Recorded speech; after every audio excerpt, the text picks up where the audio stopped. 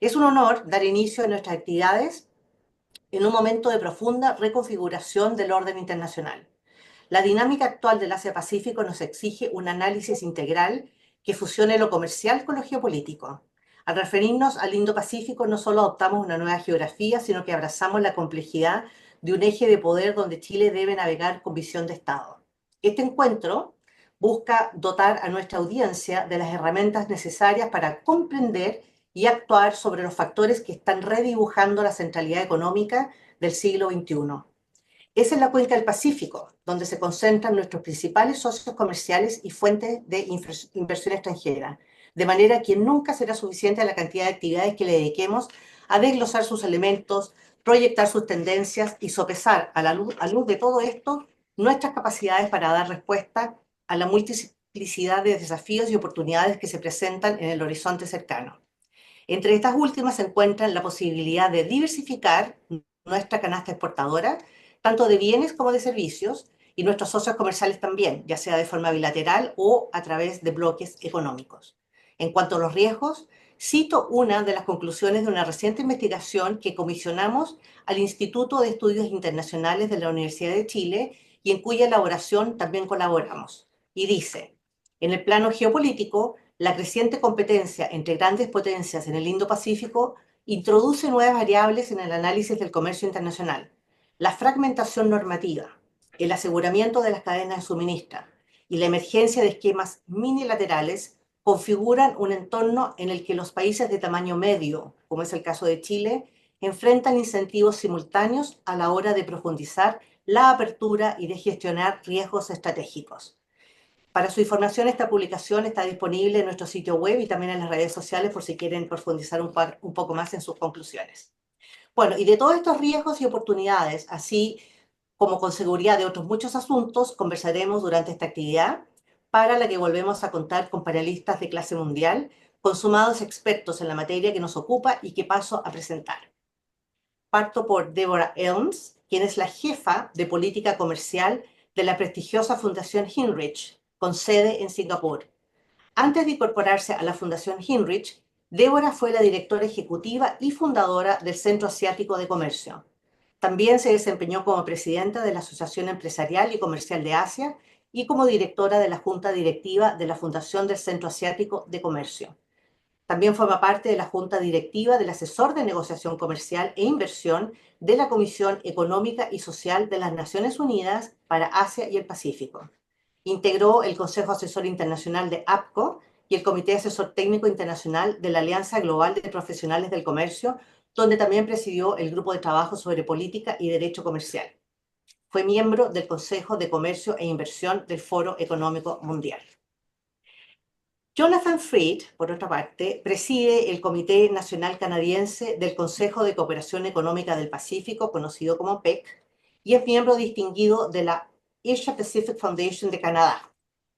También se desempeña como asesor principal del grupo Albright Stonebridge en Washington, D.C., como asociado principal del Center for Strategic and International Studies, también en Washington, D.C., y como asesor de Independent Economics en el Reino Unido. Es miembro del grupo de expertos sobre las relaciones Canadá-Estados Unidos, patrocinado conjuntamente por la Escuela Norman Paterson de Asuntos Internacionales, la Universidad de Carleton y el Instituto Canadiense de Asuntos Globales, y del Grupo de Amigos del Multilateralismo, iniciativa con sede en Ginebra. Fue representante personal del primer ministro de Canadá para el G20 y coordinador de Relaciones Económicas Internacionales, cargo del nivel de viceministro que abarcó la relación Canadá-Asia. También se ha desempeñado como asesor ejecutivo de asuntos globales para el desarrollo de la estrategia canadiense hacia el Indo-Pacífico. El emperador de Japón le concedió la Orden del Sol Naciente, Estrella de Oro y Plata, en noviembre de 2022. Y paso a presentar a nuestro tercer panelista, Daniel Fernández, quien es el presidente de la Cámara Marítima Portuaria de Chile, conocida como CAMPORT, la asociación gremial que promueve el desarrollo de la actividad marítima y portuaria y que agrupa más de 30 socios entre empresas navieras nacionales y extranjeras, agentes de naves, operadores y concesionarios portuarios. Entre 1990 y 2010 ocupó una larga lista de cargos directivos.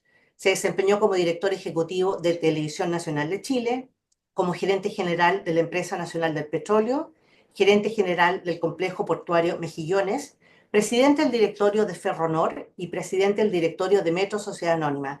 También ejerció como vicepresidente ejecutivo de Centrales Eléctricas de Aysén, Puertos y Logística del Grupo Mate, Country Manager Chile de Enel y subgerente general de Enersys. Bueno, sin más, y después de haber presentado a estos tremendos panelistas, le voy a ceder primero la palabra a Débora, a quien le va a seguir Jonathan y quien hará significativos paralelos de oportunidades y desafíos entre Chile y Canadá, y finalmente participará Daniel para dar la perspectiva sobre cómo nos posicionamos nosotros desde acá, desde el Cono Sur. Desde ya los invito a que hagan sus preguntas o comentarios en cualquier momento de la actividad, para lo que pueden utilizar ya sea el chat o la función de Q&A que está en la parte de abajo de sus pantallas. Muchísimas gracias de nuevo a nuestros invitados y le doy la palabra a Deborah. You have the floor, Deborah. Thank you very much. It's an honor to be here, especially with all of you from Latin America. I think that's fantastic. I'm sitting in Singapore, and so my perspective is driven largely by a sort of Asian lens, which I think is in many ways similar to the kinds of things that you have to think about when you are either a government official working for an international organization or a business in Latin America, which is that we are now in a very different environment than we were in as recently as a year ago. Donald Trump hasn't yet been in office for a full year. It feels like it's been 20, but it's only less than a year. And during that last year, we have seen the breaking down of a system that was already creaking and the difficulties that we are all going to have in navigating that. I think that many of the experiences that we have here in Asia will sound familiar, I suspect, to many of the people who are watching and listening to this call. So I want to thank you all very much for participating. Let me go through a couple of things in no particular order and flag some of the areas to be watching, particularly as we go from 25 into 2026. And then I'm more than happy to answer specific questions that any of you have that you think that I could provide insights on. So there's a few things that I want to run through in no particular order, but unfortunately, I do have to start with Donald Trump and the disruption caused by the United States, which has been profound. And it's been profound in both positive and negative ways in Asia. On the negative side, of course, not only has the man dismantled our global system that was creaking along, but he has also created a whole set of challenges for a region that is very trade dependent. All of Asia, basically, are export dependent economies. They all balance between China and the United States in terms of their major export and import markets. Most of this conversation I'm going to have is talking about trade and goods, but we should not forget that there is also a lot of trade and services, investment flows, people flows, et cetera. But I'm going to focus primarily on trade and goods to start. So because of the U.S. administration's radical approaches to trade, we've seen a number of changes in the last 12 months, and we will continue to see them. That has not necessarily been a bad thing, actually, for most of Asia, which is to say trade flows, in fact, figures that have just come out for the December figures show trade flows overall are up. Trade flows overall across Asia are up, and trade flows out of China have just reached record levels of both exports and imports, particularly in the December period. And so this kind of trade, which has always been, again, very important to Asia, I think is the potential silver lining in the Donald Trump disruption, which is to say that as firms are looking for new opportunities and new ways to diversify their own risk and to reposition or pivot their supply chains, so far, at least, most of Asia has benefited from this experience because they have continued to trade. They have continued to trade with new partners.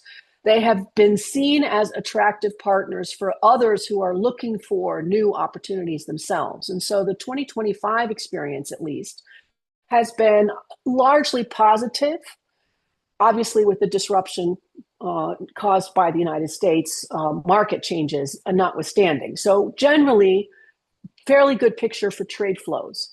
Now, that picture may be changing a bit as we move into 2026, and in particular, as firms come to grips with new high levels of tariffs out of the United States in general and specific levels of tariffs on certain items, which I'm going to talk about in a second, why that's expected to continue, that may make it less attractive to be doing trade in Asia, especially into the United States, but it also may create additional competitive pressures domestically within many Asian markets.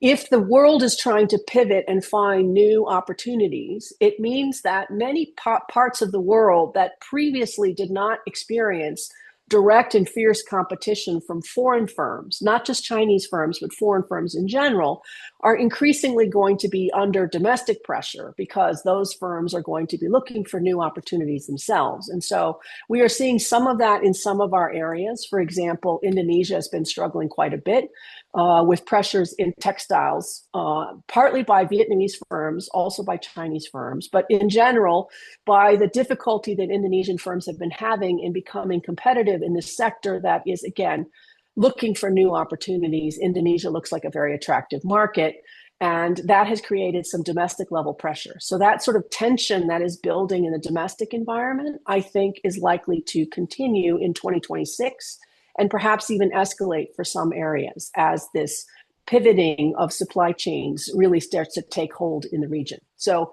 I think we've seen a lot of disruption. We've seen high levels of tariffs from the United States. Many of those tariffs, which are set at quite high levels, have actually not diminished a lot of the trade from Asia into the United States, though, because the competitors all have largely the same tariff levels at the moment. So you're either subject to a reciprocal tariff rate that is roughly 20%, that's the average that we've got in this region, or you have sector-specific tariffs that are the same for everyone in the globe. So either way, although you don't obviously want your buyers to have to spend an extra 20% on your products, you're not worse off than most of your competitors. And so although the initial figures looking alarming, and although we clearly have changes in buyer behavior in the US, what we don't have is a lot of differential tariffs between key competitors. And that's created, I think, some opportunities in Asia. Now, that may change as we go into 2026 and as the US administration may be pivoting to other kinds of tariff methods, including potentially in just a few hours, we will see whether the US Supreme Court rules for or against the use of tariffs under IEEPA for these reciprocal tariffs. That decision is expected at any time, literally in the next couple of hours through to the end of June. But somewhere in the next 6 months, we will have a bit more clarity on reciprocal tariff rates. Now, that leads to the next challenge that we are having here, certainly in Asia and around the globe, which is how do you deal with the United States? We've had a variety of approaches by governments in this region to signing deals. I still use the quotation because they're not really deals in the way that we used to imagine them, but deals with this administration. And there are lots of questions that are starting to bubble up over what happens if the Supreme Court strikes down the primary purpose of engaging in these deals. Do they still stand? Do they not stand? Does that mean that you are suddenly at a disadvantage or you're actually at an advantage? Completely unclear. But it will be really challenging for governments and for firms in this region to navigate the next part of this exciting journey that we are on with the US decision by the Supreme Court on IEEPA. Either they prove that the United States can do whatever it wants, or they strike them down and the US has to pivot to new ways of applying tariffs. There will still be tariffs into the United States, but what has been I can't say stable because it really hasn't been stable, but we've had a couple of months, which feels like a longer time, a couple of months of relative stability that could be upended again quite quickly. So that tariff uncertainty out of the United States is creating pressures. The second thing that we've had in the region that I'm just going to mention briefly, again, is this increasing juggernaut of Chinese exports. Now, there is an assumption by many that China is unfairly subsidizing or unfairly dumping products into markets. I'm not sure that that's entirely true, but it's certainly the case that China is displacing a lot of manufacturing prowess in other parts of the world, that they are hyper competitive for many, many reasons, and that competitive inbound pressure is going to continue in 2026. And that will put pressure on domestic politicians, especially, to think about how do they protect their local markets. And so, again, I expect that that dynamic is going to continue. And for countries that are trying to balance between the US and China, that has never been easy, and it is getting to be a narrower and narrower tightrope on which you try to walk, because your actions towards one creates problems for you towards the other. And so given the relative dependence of every country in Asia on both partners, that's been a very difficult tightrope and will continue to be so. So that's just something to keep an eye on. There are two other areas that I just want to mention briefly, sort of opportunity areas that I think are relevant, particularly for a Chilean-based audience in particular. One is the CPTPP, the Comprehensive and Progressive Trans-Pacific Partnership. The chairmanship of that has now rotated to Vietnam, and Vietnam has a massive agenda ahead of them for CPTPP for their 1 year as chair, including finishing the negotiations with Costa Rica, starting negotiations with Uruguay, and dealing with a very long line of applicant countries, many of which are actually quite complicated, including China, Taiwan, Indonesia. Cambodia has now put in a formal letter. And so the list is long and growing, and Vietnam is expected to manage these accession processes, and that is going to be taxing. So we will have to think about how do we manage those accessions. How are they handled efficiently, particularly for current members who are busy trying to navigate crazy themselves and then also deal with accession? But also, Vietnamese are supposed to help the members with some of the crucial upgrading of the CPTPP document, including some new digital provisions, a relook at many of the existing commitments.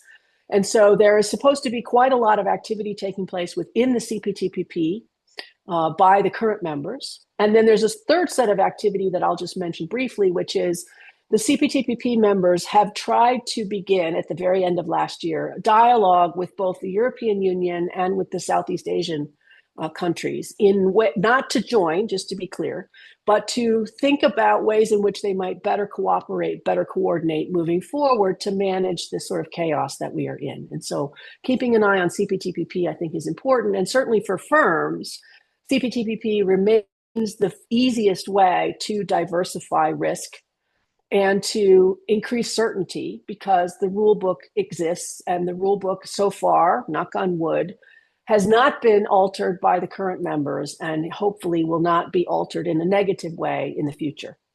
And the last thing I just want to mention, because I think this is relevant, is that we've been doing an awful lot of work, particularly out of Asia, on digital and other kinds of agreements. So digital and clean, carbon, climate kinds of agreements. And that work, I think, is continuing and in fact accelerating. And we have our substantial conclusion announced today, even, of Peru's accession to the Digital Economy Partnership Agreement, or DEPA, which I think is, again, testament to the importance that many other countries in the region place on digital rules, digital cooperation, and potentially environment and environmental cooperation as we see more green and climate agreements taking place. So I think there are some interesting new opportunities that are emerging that span across this region, that is partly a response to chaos, but also a natural evolution of a desire to remain open, connected, integrated with your neighbors, and making sure that as much as possible you align your policies with those of a larger market. So let me stop there. And again, I'm happy to take questions later on in the program. Thanks. Thank you to you, Deborah, for the picture that you have painted of what's going on. And we will definitely come back with more questions about this decision of the US Supreme Court that is going to take place in a couple of hours, and what might be the consequences for the world and maybe for us that we're down here. So we're going to elaborate more on that, which is really, really new and fresh news. And also it's nice to hear that some agreements like the CPTPP or DEPA are still working, are still letting people accede and join and trying to find ways of cooperation that give us a bit of hope. Also, we might talk about what is the role of APEC, which is one of the last, how do you say, because it's not vinculating, but it's one of the last organizations that keeps alive and hasn't been touched yet, as has been the UN, etc. So thank you so much. And I'm going to give the floor now to Jonathan. Please, Jonathan, thank you very much again for being with us today. Well, thank you for the invitation. And as Deborah said, it's an honor to be among such knowledgeable and insightful colleagues. You have my slides, if we can call them up and move to the next slide. Let me do a couple of things in the short time available. One, build out and drill down a bit on some of the observations Deborah has made. But second, and more importantly, focus in particular on lessons of the current conjuncture for both Canada and, by implication, Chile. We are both champions of free trade. I'm a veteran of the original Canada-Chile FTA back in the 90s, which still thrives and has been updated. And then finally, where to go from here. What I've tried to capture on this slide is, in effect, while all the focus and the headlines are about Trump, we are in an era of quite a disrupted global economy on a number of fronts. The advent of digitalization and what it's doing to the nature of manufacturing and supply chains, independent of Trump, is an element. The rise of populism and protectionism in many countries and their populations, of course, is causing tougher choices and sometimes bad choices by many national governments on their industrial policies. And of course, as we're seeing, both because of demographics and competitive advantage, everyone is rightly focused on the Indo-Pacific, Southeast Asia in particular, as the opportunity to backstop the global economy. And that's leading to some of the competition challenges that Deborah identified. Add to that the fact that we have war, we have black swan climate-related events, we have industrial accidents or ships stuck in the Suez Canal, all of which add up to an era where business has to deal with continuing uncertainty and volatility. What we do have is, frankly, a disintegration of a single international framework. The US and China, big boys and girls as they are, abiding by the rules when it suits their purposes, but ignoring them when it doesn't. We have gaps in the rules as industrial and agricultural subsidies aren't effectively disciplined, and we see treasuries spending way too much money to support domestic industry, sometimes for noble causes, for example, energy transition, sometimes to unfairly advantage national champions, or to make up for shortcomings in domestic policy, China's overcapacity problem, in fact, in part to generate employment and domestic consumption, which is failing, which leads to excess export capacity as a result. And we have, in effect, quite a patchwork. We have CPTPP and RCEP. We have ASEAN itself with its permanent pledge of a free trade area to be ever improved. We have a series of bilateral deals, agreements in a traditional FTA framework, but also, as Deborah highlighted, we have these sectoral deals on digital, on others. So it's quite a patchwork, which makes it very hard to navigate, not only in macro terms, but the individual firm and its customs people trying to figure out which component from which country carries which rule of origin with which tariff, and adding that up cumulatively when you then export to a country that wants to screen that for rules of origin, make for, as I said, a disrupted global environment. So let me turn to the next slide, because what we're witnessing is, in effect, thanks to the very high tariffs that were imposed on China, a surge in investment that some have called connector countries. So if you look at where China is shipping, and Deborah highlighted China's growth in exports, it's down to the United States. It's hugely up to Mexico and to Vietnam, among many other third countries. Is that transshipment? No. Is it circumvention? No. Is it taking advantage of more favorable tariffs and labor conditions and transportation networks to maintain business from these connector countries? Yes. What that says for countries like Canada and Chile is our relationships not only with each other, and as Deborah said, as partners in CPTPP, and as Loreto says in APEC, means that we should be talking to each other more intensively about how to help shape and socialize some of these fragmented rule books for a more harmonious environment.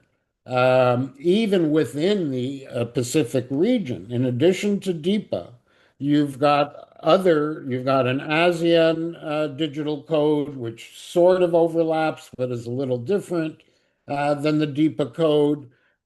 So even if you're trying to figure out how to run your data systems from privacy to harmonized interoperability, you've got to navigate these patchworks. Chile and Canada, as free trade partners, have the opportunity in these various fora to promote better and more integrated governance.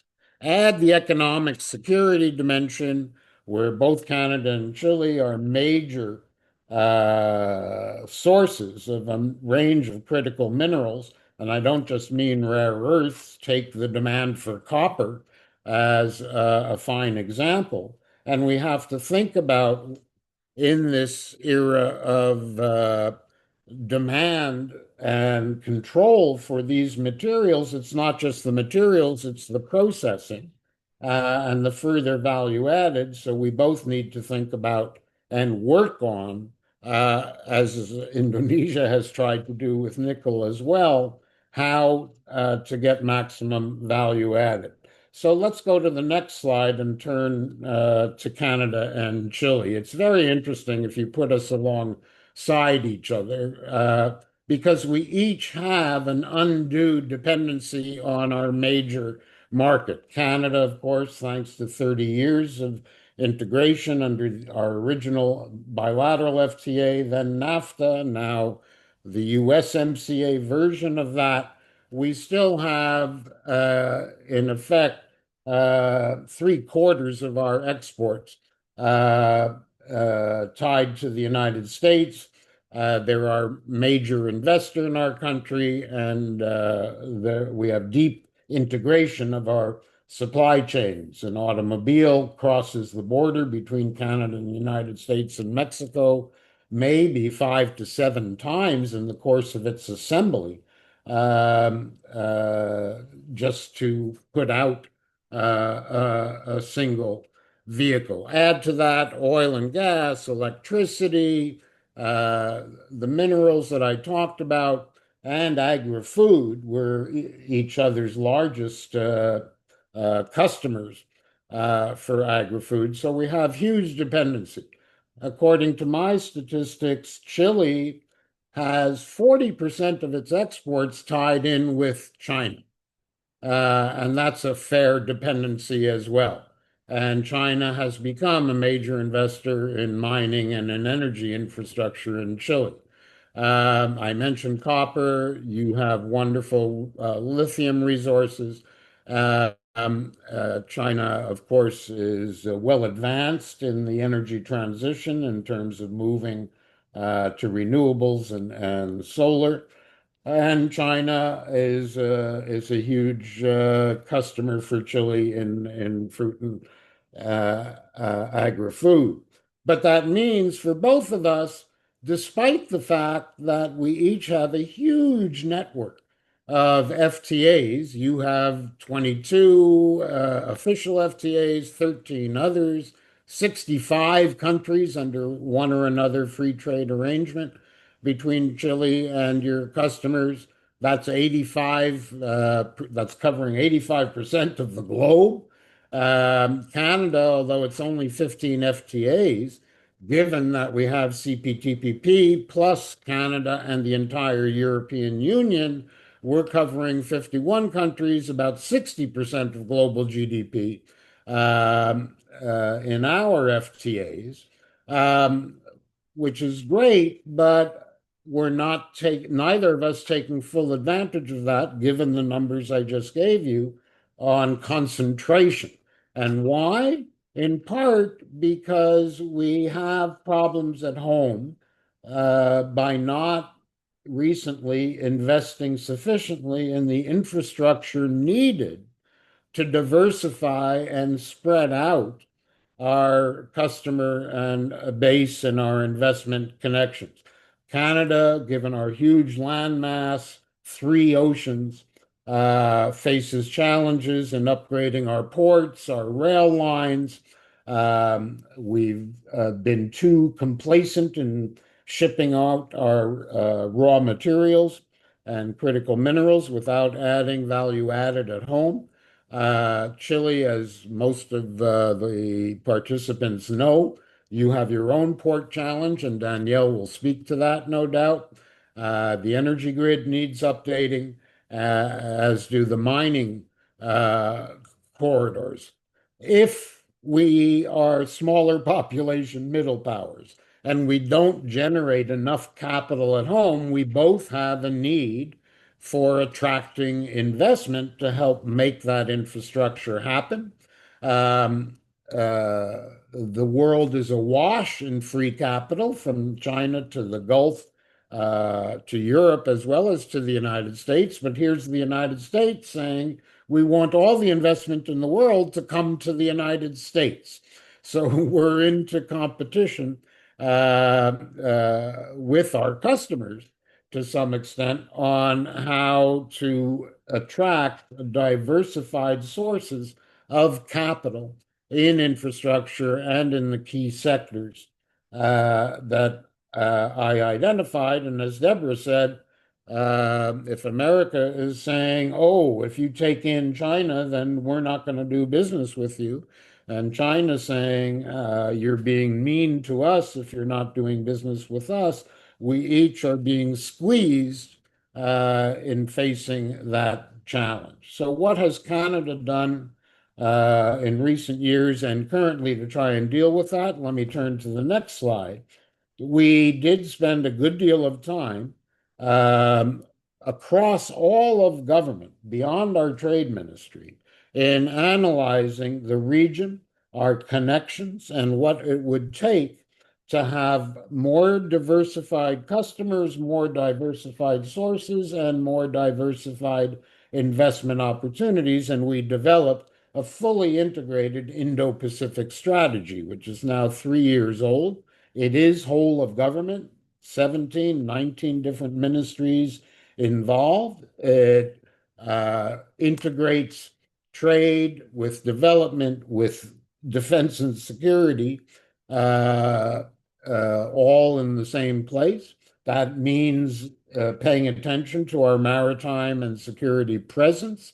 It means ensuring that we can coordinate across the various sectors. We have an energy and natural resources ministry, an agriculture ministry, a fisheries ministry, and so on. It means, for depending on the commodity, one or another country in the Indo-Pacific may be a preferred customer or partner, and we need to be agile in choosing not only which sectors are competitive, but which partners are our best customers uh, in that regard. So the end result of not only announcing this strategy, but following through is, given the volatility and uncertainty of our relations with the United States, we are already making great strides in diversifying beyond the United States, both inward and outward investment and in our trade patterns. If I look at Chile to date, and I'm not meaning to be critical, but simply factual and taking stock of where you are, you do, because of that network of trade agreements and your resource advantages, you do have good economic ties. You haven't yet developed an integrated framework. I haven't seen enough of a comprehensive investment attraction plan. You are not significant players on the security and defense side of the other side of the Pacific. And China, as I said earlier, is your default anchor for copper, lithium energy. So we both need diversified Indo-Pacific trade. We both need investment. Canada has built the institutional architecture to pursue it. I will say, as a compliment to Loreto, to the Chile Pacific Foundation and your partners, that the background paper, and you may want to give the audience the full length to it, I think the official title is Strategic Elements for Chile's Trade Policy in the Asia-Pacific Basin, is, at least in the English version, is a very thorough, thoughtful, solid foundation for moving towards where at least 11 or 12 other countries and entities, including the EU, have developed Indo-Pacific strategies and are following through. So to keep to the time, I think there are wonderful parallels. As I said in the first slide, huge opportunity for Canada and Chile, because we are CPTPP members, because we are active APEC participants, because we are both champions in informal caucuses, be it FIT-P, be it the Ottawa Group, be it the caucuses in Geneva, to also make sure we're continuing to invest in the WTO as the floor or the underpinning for all the more specific and sectoral arrangements that are unfolding. And that becomes particularly important this year in 2026 with MC14, as it's called, the 14th Ministerial Conference of the WTO coming up in Cameroon in March. So I think I've kept to my time. Let me stop there. And as with Deborah, happy to discuss or to be challenged and to take up some of these matters in more detail. Thank you very much, Jonathan. And I don't know, you're very brave to ask Deborah to challenge you. I'm sure that she has some comments on what you have said. Very interesting, and thank you very much for the parallel that you did between Canada and Chile. It's very interesting. We are like-minded countries, and we have acted like that in many years in different arenas and organizations. And we try to follow, because you're always a bit ahead of organizing whatever you have to do to diversify, etc. And just speaking about the strategy of Chile in the last years towards Asia, it's true that it hasn't been, we don't have a strategy for the Indo-Pacific as itself, but we have developed a strategy to try to diversify towards ASEAN countries or economies, as we call them in APEC. So at least we started a few years ago, before Trump came to the administration, trying to diversify our exports and not try to depend only on China, which is going to get harder and harder to keep our balance between China and the United States in the near future, I think. So definitely this is something that the new government, you know that we just had elections and we have a new government that is going to come into power in March. So from then on, we will see what are the new authorities and what are the new plans. But definitely there's a lot to do in this field. We will come back with, there are already some questions. I would like not you to answer them. There's a question from Kelly Mayman. Thank you very much, Kelly, for joining us. But not answer them so we can hear your answer in outside in line, okay? Also, we just, in the chat, I'm going to switch to Spanish. Jonathan mencionó el estudio que acabamos de hacer con el Instituto de Estudios Internacionales de la Universidad de Chile, el cual dice que definitivamente vale la pena leer, y hemos puesto el link tanto a la versión en español como en inglés en el chat para que tengan acceso a él. Habiendo dicho todo esto, Daniel, estamos ansiosos de escucharte y muchas gracias de nuevo por aceptar esta invitación. Bueno, hola a todos, muchas gracias Loreto y la Fundación Chilena del Pacífico por invitarme. Saludo especialmente a los destacados colegas presentes de panel, es un honor estar con ustedes. Y bueno, a todas las personas que nos escuchan, ojalá podamos, y que nos ven, podamos aportar algunos elementos sobre el transporte marítimo, principalmente de Chile con el resto del mundo. Tal vez la razón por la que estoy aquí es que el transporte marítimo moviliza el 60% del comercio mundial y por lo tanto el sistema logístico marítimo portuario tiene un peso económico fundamental en la posibilidad de efectivamente atender esas cadenas globales y la apertura comercial. Voy a compartir aquí la pantalla.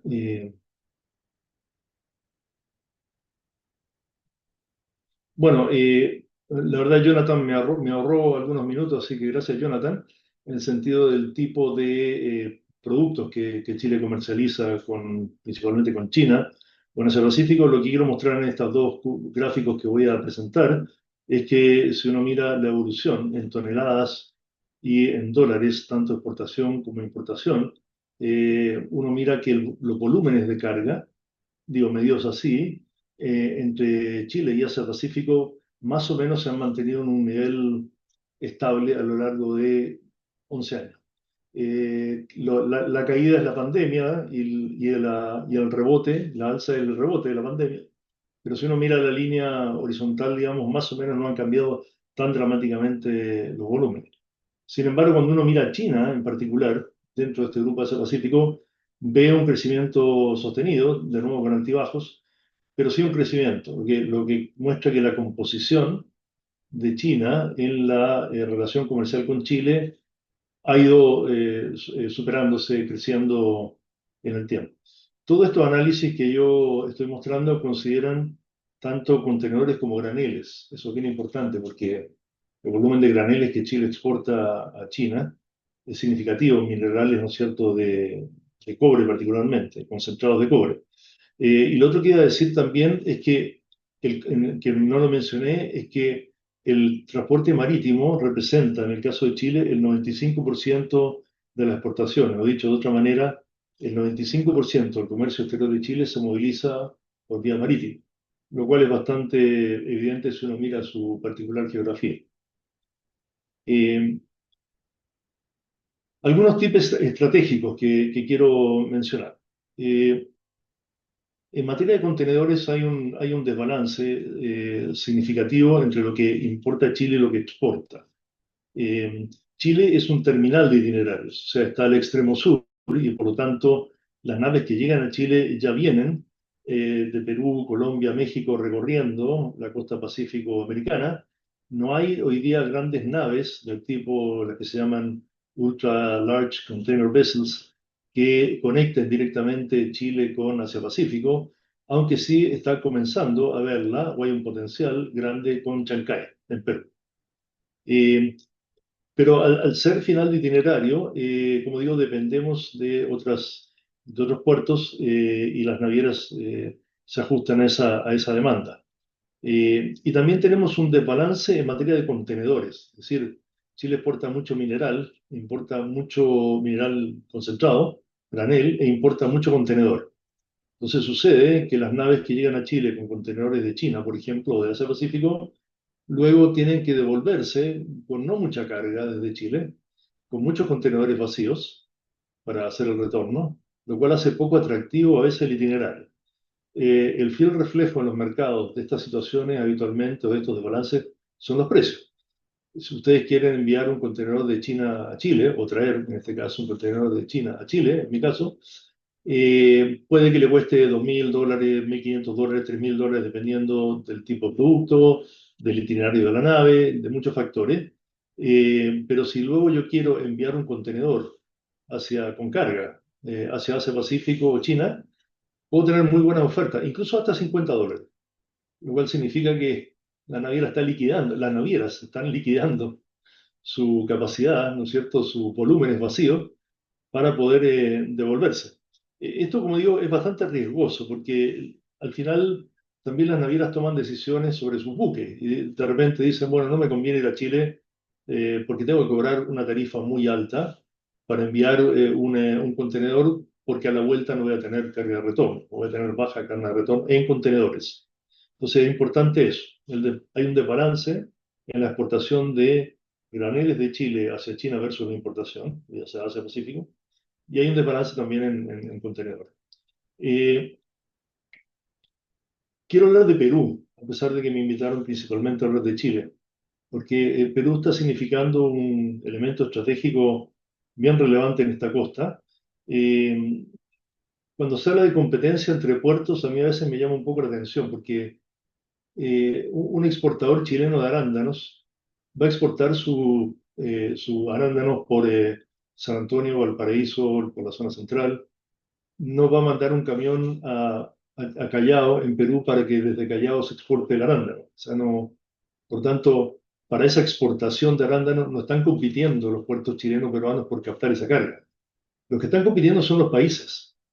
Es decir, el exportador chileno tiene una desventaja frente al exportador peruano de arándanos, en particular porque Perú está 10 días más cerca de la costa oeste de Estados Unidos y algo menos comparativamente con Chile de la costa o de Asia Pacífico. Y si el exportador peruano tiene más facilidades para exportar, tiene mejores puertos, tiene mejor itinerario, eso afecta a los exportadores chilenos. No afecta a las navieras que operan en Chile principalmente en su rentabilidad, no afecta principalmente a los puertos chilenos en cuanto a movilizar la carga, afecta a la competitividad de los productos chilenos en los mercados de destino. Y eso sucede con el cobre, sucede con los concentrados de minerales, sucede con las uvas, con la particular situación de las uvas, de que cuando en California termina la temporada, en Perú ya hay capacidad, hay uva madura para exportar, en Chile eso ocurre un poquito más tarde. Entonces hay ventanas de oportunidades que Perú aprovecha bastante bien y Chile tiene que mirar a Perú en términos de atender estos mercados.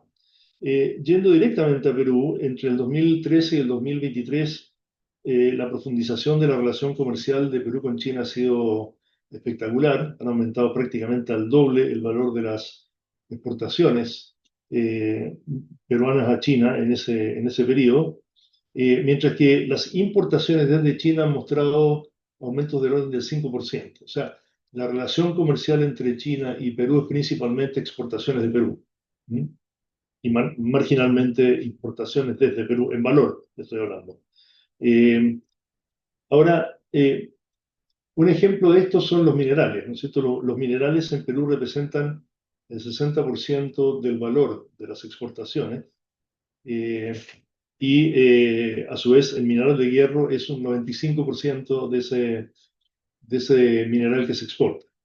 Entonces no debe sorprender que China, el principal importador de minerales de hierro de Perú, haya incursionado en una inversión tan fuerte en Chancay, participando una naviera como Costco haciendo no solo el transporte marítimo, sino una integración vertical a participar en la propiedad de una inversión portuaria de 3.500 millones de dólares. Y el otro socio es la compañía minera El Volcán, que es la que produce esos minerales y los exporta. Por lo tanto, hay una palanca tremenda ahí que habilita a hacer un puerto de gran escala. Luego vendrán otros terminales que están haciendo, contenedores y muchos otros, pero la palanca principal es mineral de hierro exportado a China y una alianza entre compañías peruanas y chinas para apalancar un proyecto enorme para producir esas exportaciones. La compañía minera El Volcán también está haciendo una integración vertical, que antes no hacía. Está participando en la operación del puerto. Eso, por ejemplo, en Chile hoy no existe, y en muchos países no existe, que las navieras tomen control en los puertos o tengan inversión en los puertos. En Chile, en Valparaíso, Mediterranean Shipping Company tiene una parte del puerto de Valparaíso, de la concesión del puerto de Valparaíso, pero es un caso particular. Entonces es una experiencia interesante a revisar. He hablado mucho de la oferta, perdón, de la demanda, ahora voy a hablar un poquito de la oferta. Estas son las principales navieras del mundo hoy, todas operan en Chile. Hapag-Lloyd tiene porcentaje de participación chilena más relevante a escala global. Y a la izquierda están las, digamos, europeas, Dinamarca, Suiza, Francia, Alemania. Esos son los países de origen. Llama la atención que Mediterranean Shipping Company sea una compañía suiza. Sabemos que Suiza no precisamente está en el mar, digamos. Y a la derecha están Evergreen, ¿no es cierto?, que es Taiwán, y COSCO Shipping, que es la China. Estos son las 6 navieras principales que se disputan en la movilización de las cargas en todo el mundo. También, evidentemente, en Asia Pacífico. Unas tienen más graneles, otras tienen más contenedores. COSCO tiene muy fuerte en graneles. Las otras son principalmente de contenedores. Y esta oferta se ha ido reduciendo en términos de cantidad de actores participando. Es decir, en una época había muchas navieras, pero producto de diversas crisis que es muy largo de explicar, se han ido fusionando y achicando, por lo tanto, la competencia es de gran escala entre estos oferentes. Evidentemente, cada naviera busca su itinerario más eficiente, dada la ruta viable posible. Y recordemos, Chile es final de itinerario en estas rutas que se definen. Hablé de oferta, ¿no es cierto? Hablé de demanda y ahora la pregunta es si el equilibrio que se produce entre oferta y demanda es un equilibrio rápido cuando hay cambios, es un equilibrio estable, es un equilibrio flexible, y a eso me interesa referirme.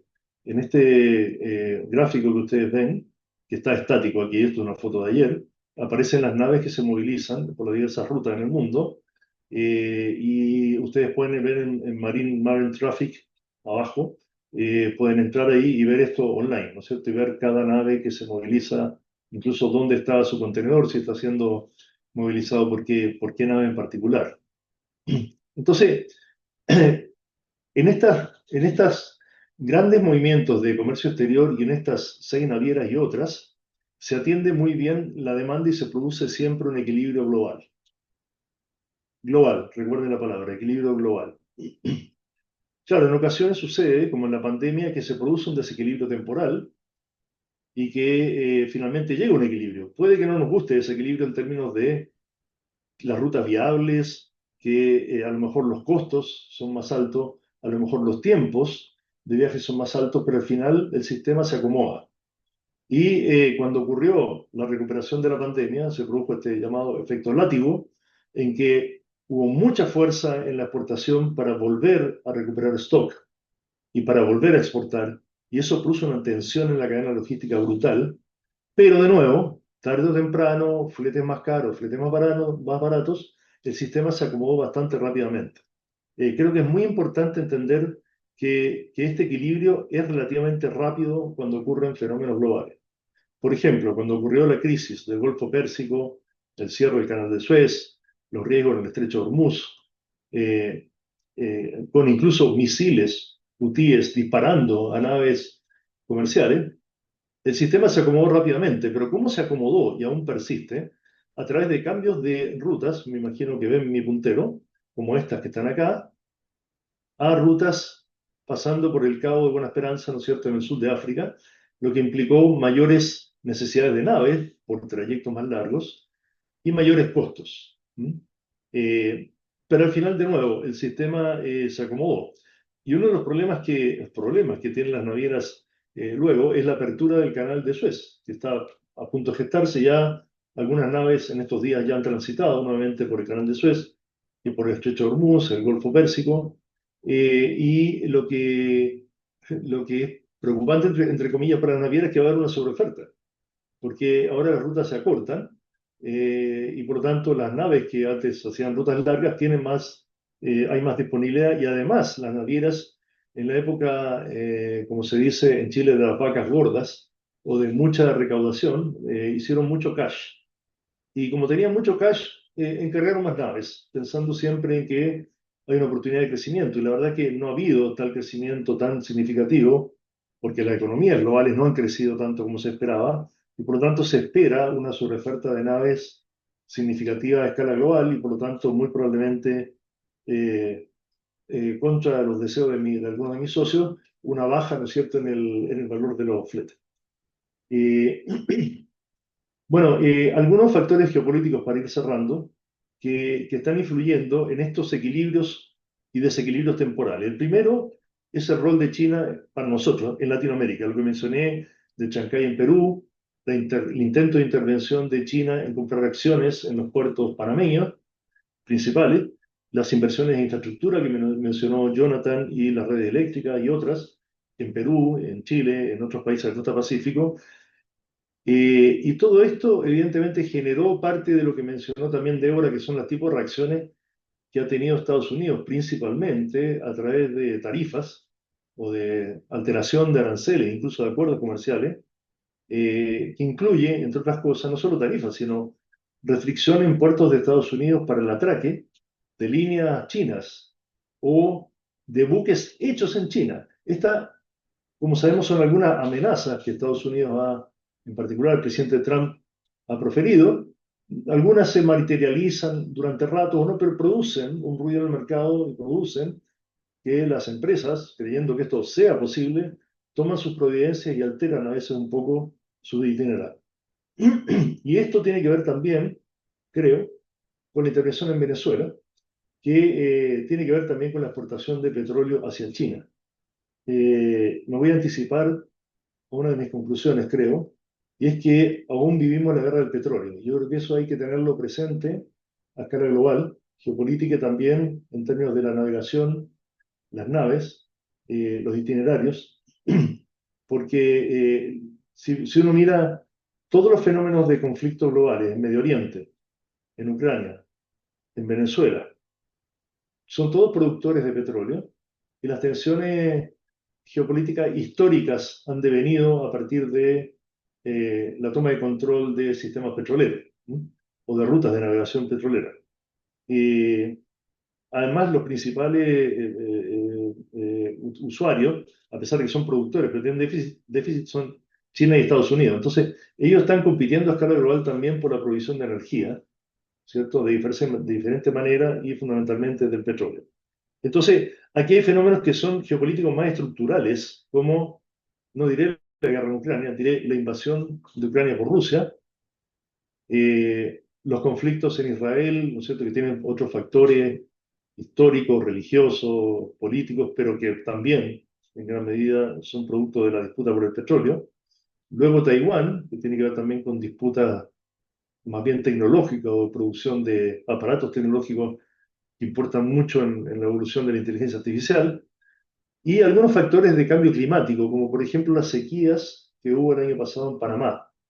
Ustedes deben saber que el canal de Panamá es un canal que se utiliza a partir de aguas dulces que vienen de lagos, son como, por así decir, un río que conecta los dos océanos, y cuando hay carencia de agua en esos lugares, como fue el año pasado, el canal de Panamá tiene que restringir los calados de las naves que atraviesan, los calados permitidos, con lo cual se produce nuevamente un desequilibrio en la cadena, que en gran medida fue superado a través de rutas, volviendo, ¿no es cierto?, al Cabo de Hornos, pasando por el sur de Chile y generando una serie de demandas del mundo marítimo en ese lugar.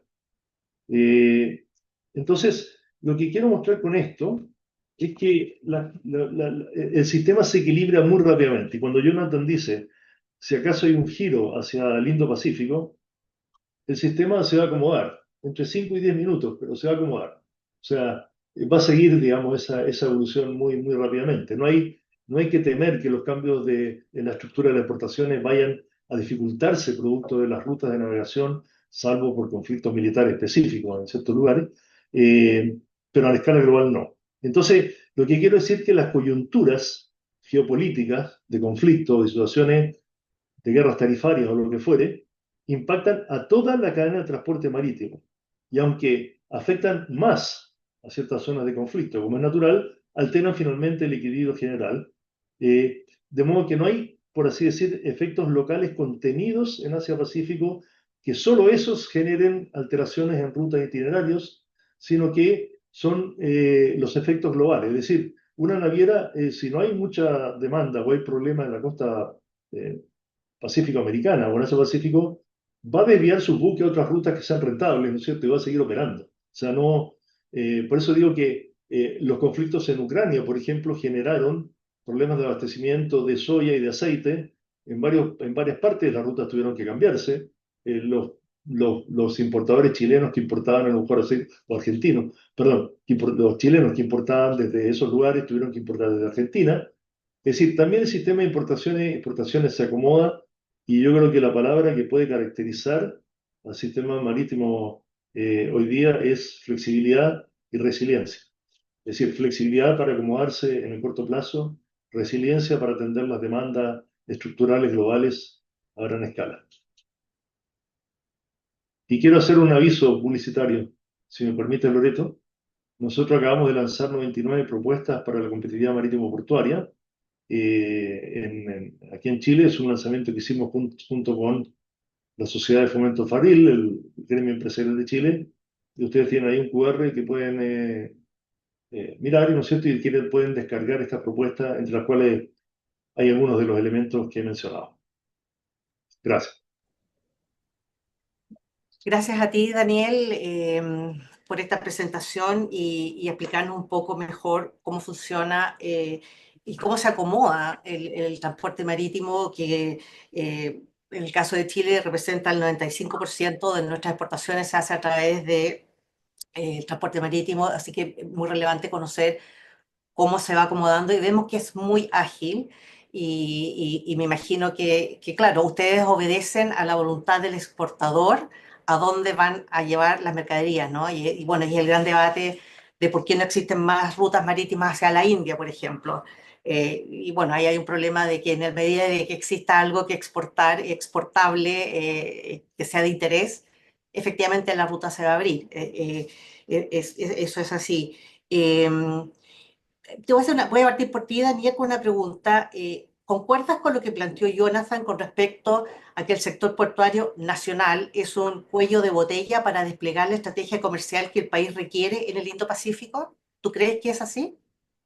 Mira, sí y no. Es decir, eh, a ver, Chile desarrolló un programa de concesiones a partir de los 90, en el cual me tocó participar incluso en algunos elementos de la redacción de la ley, que fue muy exitoso. Se invirtieron más de 2.000 millones de dólares en 30 años, ¿no es cierto? Y los puertos son muy eficientes. Pero claro, se están acabando esas concesiones y los concesionarios, naturalmente, en los últimos años de concesión, no realizan inversiones. Y lo que se está a la espera es del nuevo ciclo de concesiones, en el cual el gobierno está muy atrasado, salvo Valparaíso.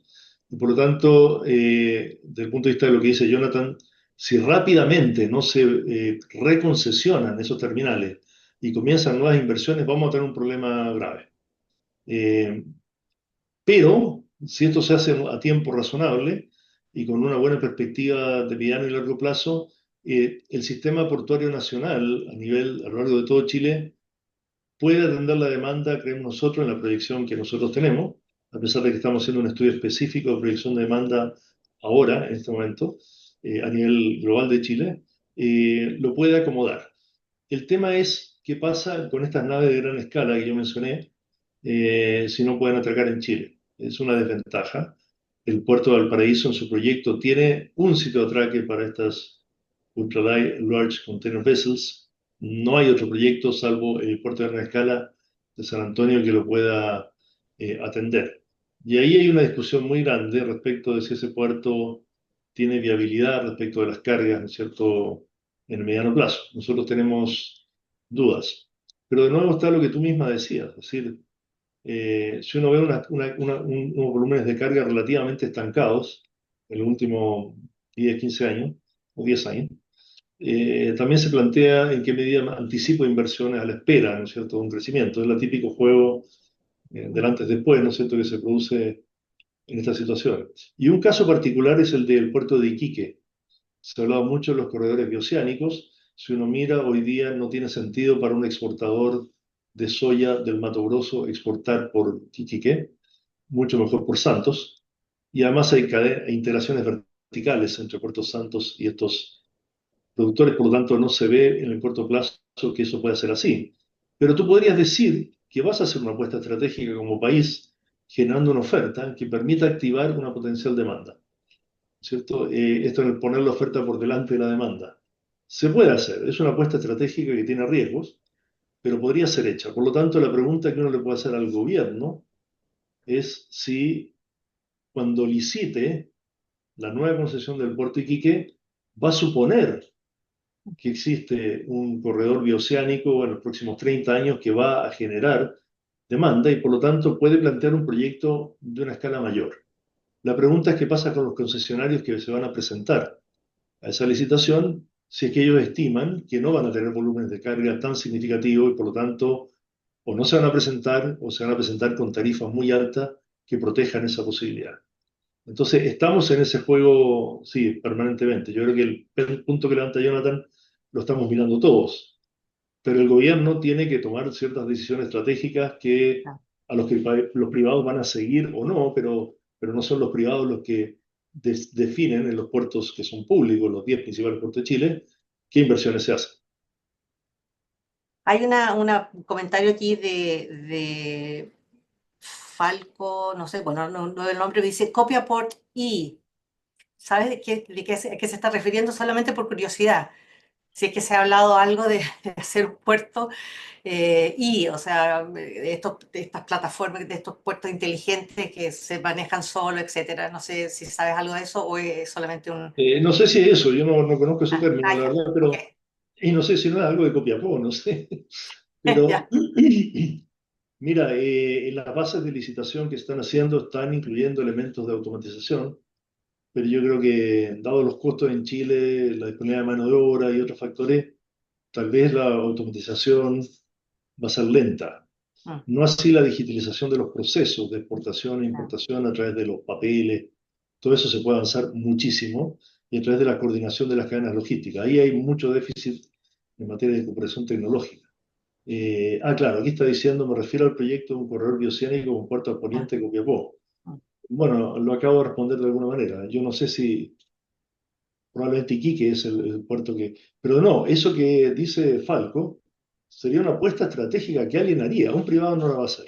Claro, sí, Salvo que tenga lo que se llama un put or pay de carga por los próximos 30 años de un productor específico, como son los minerales del mineral de la compañía claro, Volcán en Perú, que claro, apalancan entonces una inversión. claro, exactamente. Y además las posibilidades de Perú, volviéndonos hacia Perú, las posibilidades de Perú de haber firmado ese convenio con China.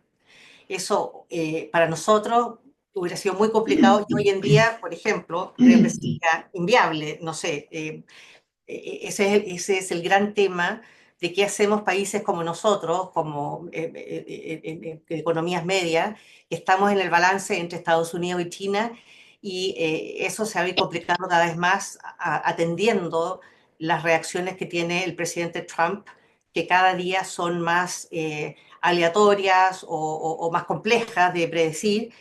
Para nosotros, yo creo que este es un tema que se va solamente a exacerbar y es un tema también del próximo gobierno de definir bien cómo nos vamos a manejar. hasta ahora lo hemos hecho de una manera balanceada, haciendo valer las instituciones y los procesos, etcétera, y evaluando cada alternativa, ya sea de inversiones o no. Por ejemplo, inversiones de China, pasa por todos los procesos y si procede bien, pero yo creo que va a haber que añadirle un elemento geopolítico mucho más importante a esos análisis de aquí para adelante.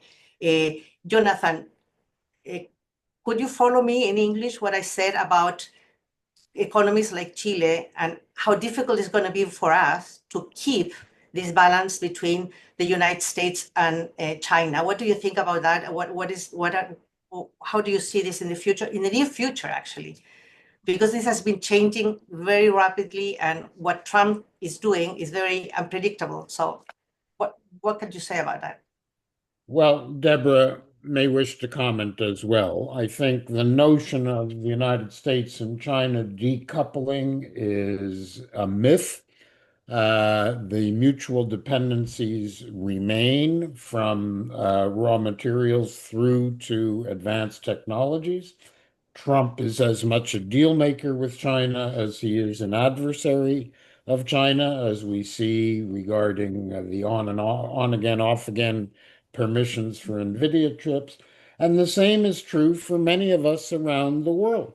There are a huge array of products, and as Deborah said, services that are exchanged between China, its immediate neighbors, and the rest of the world that do not implicate economic security, unless you talk about it in the broadest sense of everything relates to domestic jobs, that don't pose security threats, where there's mutual interest on both sides of the Pacific in maintaining, if not building out, some of these ties. And investment follows trade, and trade follows investment. So the question is, for all of us, how to navigate a safe field. What former National Security Advisor Jake Sullivan said is how to maintain high fences around a certain defined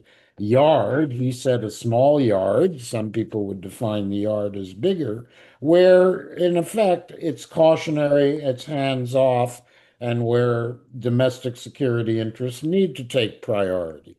So all of us will have some meaningful trade relations with China and, of course, with the United States as the consumer of last resort for the world and the producer of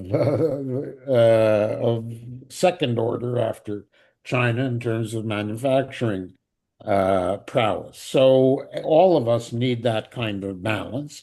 As we speak, Prime Minister Carney of Canada is in Beijing, and he's meeting both the president and the premier, and that will be part of the discussion. We've been in a trough and fairly hostile, thanks to the Huawei executive who was detained in Canada, and in return, two innocent Canadians held hostage for 1,000 days. That's behind us, but trade has not returned to some normalcy in certain sectors. Canola or rapeseed and rapeseed oil at issue, seafood, and so on. On the other hand, Canada, which has all of its pipelines and good customers in the United States for its oil and gas, 40% of all Canadian oil exports are going to China as we speak. And there's talk of doubling that capacity and pipeline, not only to China, but with our LNG and a much shorter shipping route, which Danielle will know, getting something across the northern Pacific is a lot shorter than further south, where that trade is going to grow. So how to define what's safe and what's not in the national interest is a question we all face. The automotive industry is at issue in particular for Europe and for Canada and Mexico. uh, because China, with its heavy investment over many years in the entire supply chain, from electric vehicle batteries through to automotive assembly, has become super competitive. They'd love to have a bigger foothold in Europe and in North America. Trump will have none of it. He wants all autos to be built in the United States.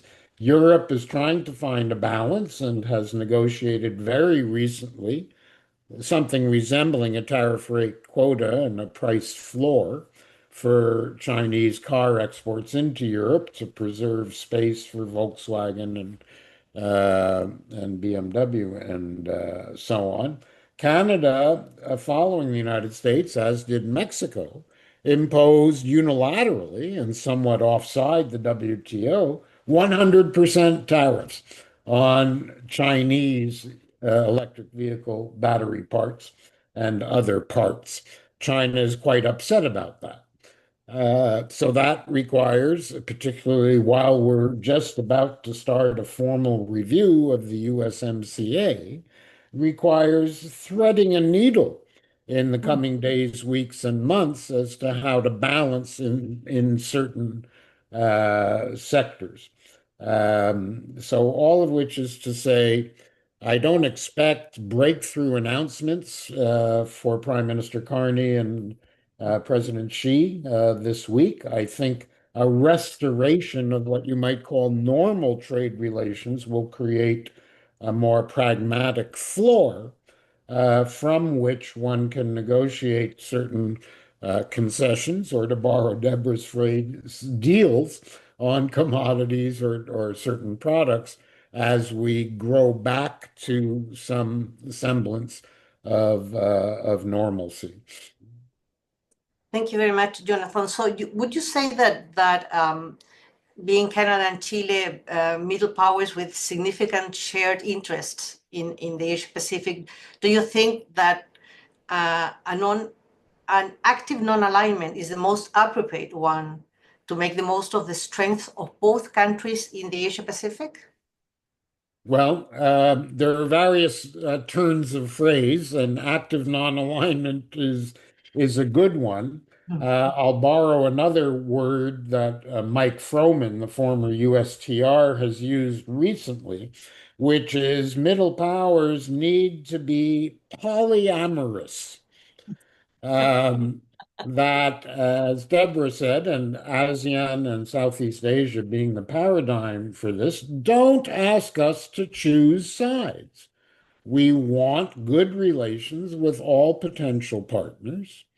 We want to work with variable geometry in these various clubs and forums of mutual interest. For example, a reliable supplier, a reliable critical minerals network of suppliers, a green trade alliance on steel, and who your friends are may vary from table to table. So we need to be agile, flexible, and not be afraid of being at various tables. In fact, proactively pursue that. So non-alignment captures that. Being polyamorous captures that. Variable geometry captures that. Deborah may wish to add to that, I'm sure. Deborah, please. Well, I think that's the desire, and you certainly hear it across this region, don't make us choose. I think the problem is that is going to get hard, could get harder. And it gets harder, especially in things like there's a 40% transshipment tariff currently in place between goods sent to the United States, with still no clarity on what exactly does that mean. What is a transshipped item? And what would be the threshold that would trigger this 40%? There has been a lot of pressure on these bilateral negotiations for parties to agree to certain terms around third parties, i.e. China in this case, and about monitoring more carefully the content from said certain third countries, again, read China, into exports to the United States. Now, that is a disaster if you are a export-oriented, globally exposed region, because you are, by definition, taking in particularly raw materials, parts, and components from especially China, and you are producing whatever it is in whole or in part in your market, and then you ship it globally, some of which goes to the United States. You're going to get caught by some definitions of this transshipment. And so the idea, don't make us choose, perfectly sensible, understand why this seems like a very desirable thing. The reality, I think, is that again, that balance is just going to be difficult. And you can say we only need to worry about it in areas that are of high national security interest, except that this administration takes a very broad view of national security, so much so that, your kitchen cabinets and your sofa that you sit on to watch television is a national security threat. And so the problem here is that defining national security could be, especially if we lose the ability to use this particular statute called IEEPA in the United States as a tariff mechanism, then we could have everything suddenly covered by national security rules. And then, your blueberries suddenly are a national security threat for the United States. So I think it would be lovely if you could more narrowly define some of these terms. If you could say, this counts, you're worried about this, we will behave in this way. You're not worried about that, let us do whatever. I think that, again, is going to be particularly challenging, especially as we move further into 2026 and beyond. So I would just caution people that, hope is not really a strategy. So you need to think hard about what happens if you can't have a don't make us choose policy. You have to choose. How are you going to choose? Are you going to make one choice for everything? Are you going to try to make multiple choices? You'll have to be flexible about what is the choice you're making in any given situation. It could change literally day to day. It could change product to product. I mean, I think flexibility is going to be the crucial variable for all of us as we try to figure out where we go from here. I mean, this is going to be a long journey. Right now, it's triggered particularly by the erratic policies of the United States.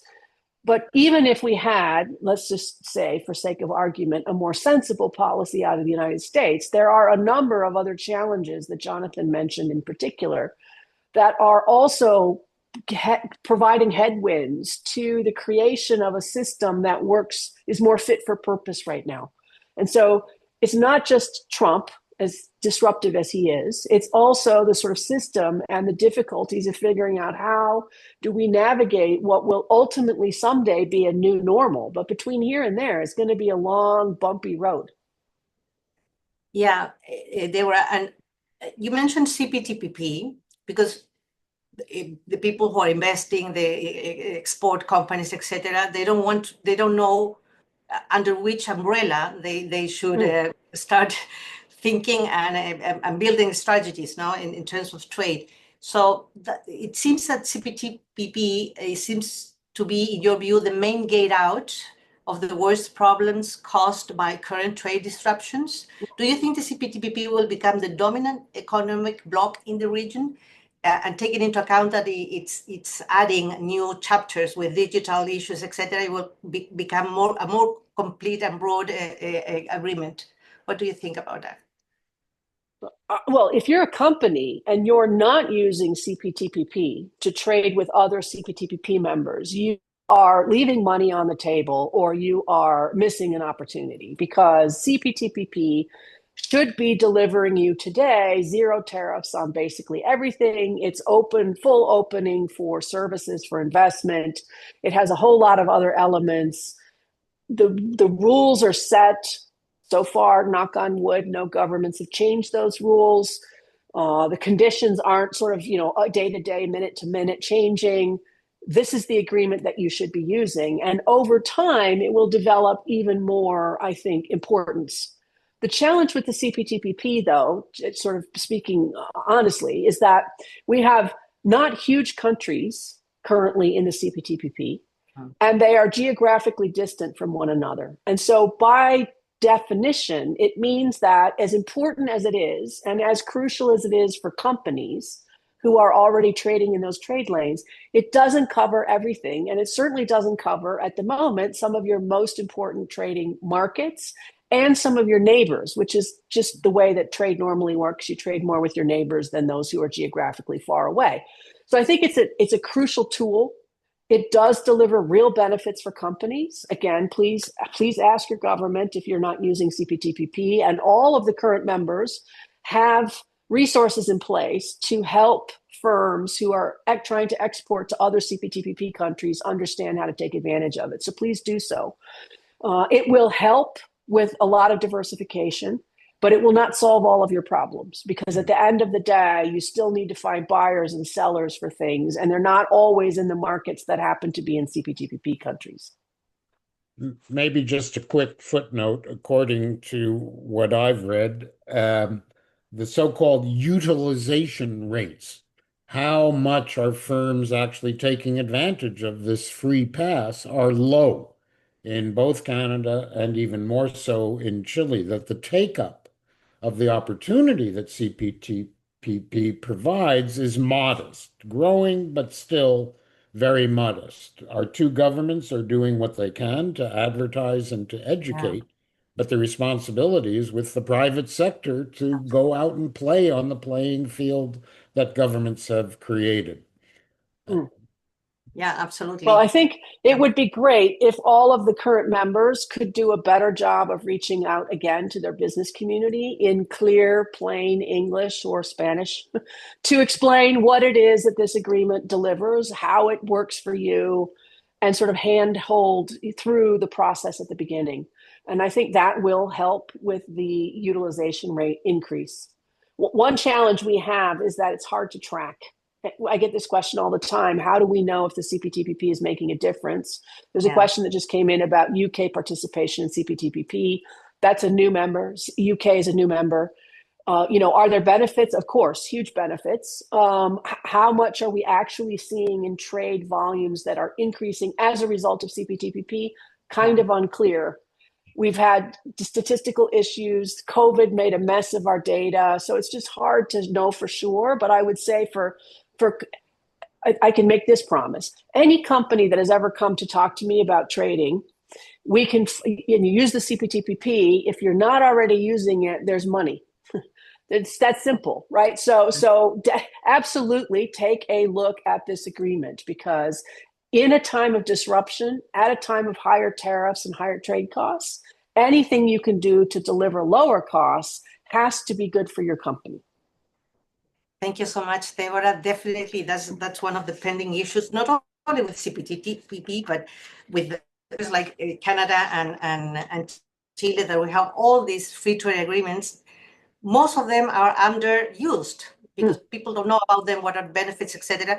And even more, just a couple of days, we learned that Canada has shared some information about how to measure the impact of certain free trade agreements in certain industries. So that's one of the things, because when you go to an industry and say, you know what, if you use this means this many dollars. I think, as you said, they're dollars, and that's the way they can change their set of mind on how to use each of these agreements, especially CPTPP. Daniel, por favor, que tenemos los últimos minutos. Adelante. Sí, no quería dejar que terminara esto con una declaración de alguna manera geopolítica.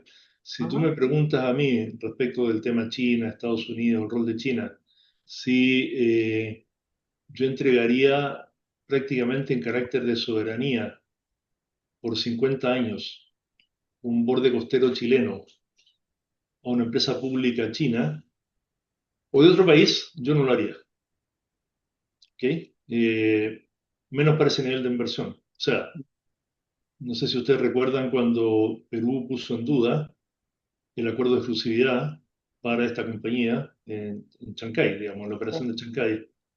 En una semana se aprobó un proyecto de ley en el Parlamento que restituía, o por lo menos instalaba con toda claridad, ese derecho. Entonces, el peso específico de ciertos exportadores de gran tamaño ya es suficiente como para, además empezar a generar estos vínculos. Esto es una opinión personal como, digamos, mirando el mundo geopolítico estratégico. ¿Te fijas? O sea, eh, se ha celebrado mucho la rapidez con que se ha hecho Chancay, se ha celebrado mucho las aprobaciones ambientales, pero me parece que hay que mirar con atención ese tipo de experiencias, sacar lo bueno, pero también lo riesgos. Así es. Por eso comentaba yo que cuando se negoció esto fue en uno de los tantos gobiernos pasados de Perú, ya no, ni me acuerdo en qué administración fue, pero pasó como muy fácil y yo creo que nadie hizo una verdadera evaluación de las implicaciones que tenía en ese momento. Es lo que tú dices, Daniel, que hay que tener mucho cuidado efectivamente para ver el tema geopolítico, geoestratégico. Bueno, hemos llegado al límite del tiempo de este webinar. Quiero agradecerles muy especialmente a los tres. Ha sido muy interesante. Muchísimas gracias. Deborah, we will look for the best for this decision of the Supreme Court. We hope that it's the less harmful, at least for all of us. Thank you so much for joining us. Jonathan, it's been a pleasure to see you again. Thank you so much for all your thoughts.